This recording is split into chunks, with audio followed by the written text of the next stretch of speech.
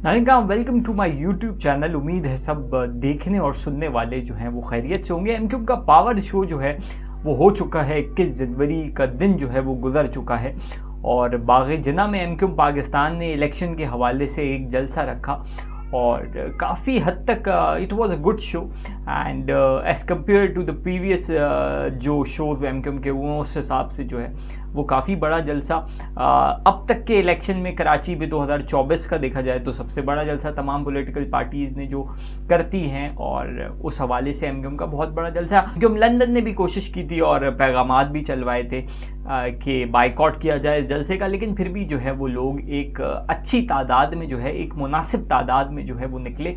और बाग़ जिना में जो जलसे हुए हैं, जैसे पीटीआई ने जो किया था, या जब खादिम हुसैन रिजवी साहब जब जिंदा थे 2018 के गालिबन इलेक्शन में, तब तहरीक लब्बैक ने एक जलसा किया था, वो भी बड़ा अच्छा जलसा था। तो उसी तरीके से जो डायमेंशन में जो एरिया में जो जलसा किया जाता है उसमें जो है वो तमाम पॉलिटिकल पार्टीज़ जो हैं वो जलसे करती हैं। उस जलसे को बड़ी अच्छी तरीके से जो है वो मैनेज किया गया, भरा गया, दिखाया गया और एमक्यूब का एक अच्छा पावर शो।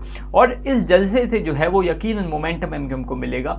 और जो बातें की जा रही थी कि यार 12 से 14 सीट एमक्यूब जो है वो कौमी असम्बली की जीत सकती है, तो अब यकीनन जीत सकती है। अब थोड़ा सा और ज़्यादा उनको भी कॉन्फिडेंस आएगा। बाकी कुछ पिक्चर्स आई के बीच में जो है वो कुर्सियाँ खाली थी और तो खैर ये वाली चीज़ें जो हैं इसको अगर आप इस तरीके से देखें तो बहुत सारे लोग जो है एक बड़ा जब लोगों का मजमा होता है तो उसमें वो लीडर को देखने के लिए भी करीब जाने की भी कोशिश करते हैं। कुछ लोग बैठते नहीं हैं, खड़े होकर जलसे देखने चाहते हैं। तो इस वजह से जो है वो बीच में चंद एक कुर्सियाँ जो हैं वो खाली ज़रूर दिखती हैं।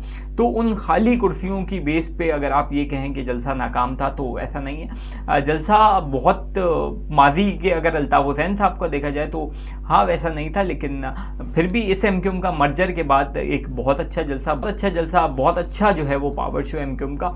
और क्रेडिट जो है वो यकीन देना पड़ेगा मुस्तफ़ा कमाल साहब को, अनीस कायम खानी साहब को, क्योंकि कल रात में भी जब हम गए थे तो तकरीबन 1:30-2 बज रहे थे और पीएसपी के जितने लोग मौजूद थे, पीएसपी का मतलब ये कि जो मुस्तफ़ा कमाल और अनीस कायम खानी साहब के साथ जो है वो लोग जो एमक्यूब में शामिल हुए हैं वो सारे लोग जो हैं वो रात में भी मौजूद थे। जो है वो बड़े दिनों की मेहनत, अनीस कायम खानी साहब जो हैं वो पीछे रह के काम करते तंजीमी मामलात में, और तंजीमी मामलात के हवाले से एक अच्छा डिसिप्लिन। आते ही जलसे में जो है वो डॉक्टर फारूक सत्तार हों या सैयद मुस्तफ़ा कमाल हों या कन्वीनियर डॉक्टर खालिद मकबूल सिद्दीकी हों, इन्होंने यही कहा है कि एमक्यूब जो है वो हुकूमत में आएगी। और हुकूमत में आने के बाद जो कराची की तरक्की का सफ़र रुका था जब एमक्यूब गई यहाँ से 2010 के बाद से जब मेयर गए, तो वो सिलसिला जो है वो जो मुनक़ता हुआ था उसको वहीं से जो है वो दोबारा स्टार्ट किया जाएगा। और ये सारी बातें जो सियासत में होती हैं, इंतखाबी मुहिम में होती हैं, वो सारी बातें हुई।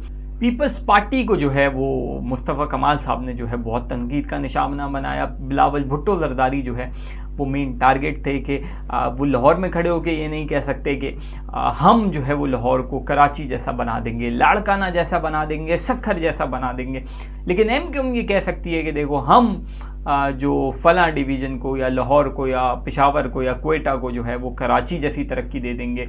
दुनिया के तरक्की याफ्ता शहरों में जब कराची शुमार किया जाता था, जब उनकी निज़ामत थी, तो हम जो है वो ये काम कर सकते हैं। और बिलावल भुट्टो ने एक बार कहा था कि मेरे घर में भी टैंकर का पानी आता है। उस पर भी उन्होंने मुस्तफ़ा कमाल साहब ने कहा कि आप अपने वज़ीर आला को पूछें कि जब टैंकर से आपको पानी मिल सकता है तो नलके से क्यों नहीं मिल सकता।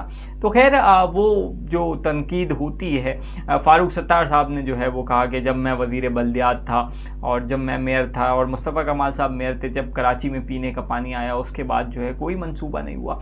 और अगर वो 2010 के बाद भी मेयर का सिस्टम चल रहा होता तो कराची वाले आज बसों के लिए नहीं बल्कि यहाँ तो एक मास ट्रांजिट बन चुका होता और ट्रेनें चल चुकी होती, बहुत सारी तरक्की इस शहर ने देख ली होती। और जब एमक्यूब स्ट्रॉन्ग थी 2013 से पहले तो ना लोड शेडिंग इस हिसाब से होती थी, ना गैस की लोड शेडिंग होती थी, ना लाखों रुपए हज़ारों रुपए के बिजली के बिल लोगों के आया करते थे।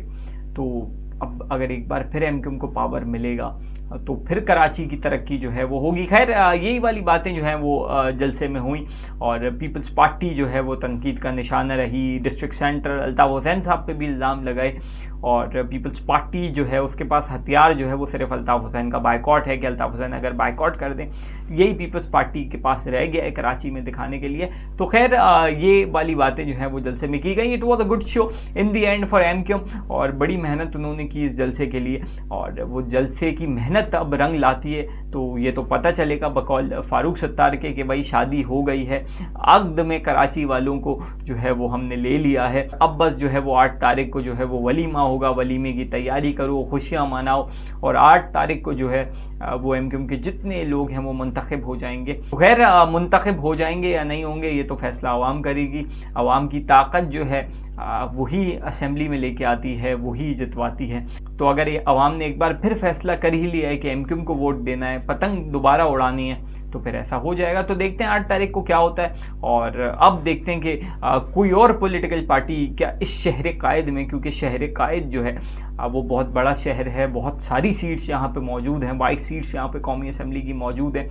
और देखते हैं कि और कौन सी पॉलिटिकल पार्टी जो है वो इलेक्शन से पहले जो है वो इस टाइप का जलसा करती है, या एमक्यूएम अकेली ऐसी जमात होगी 2024 के इलेक्शन में जो कराची में जलसा करे और इलेक्शन की तरफ जाए।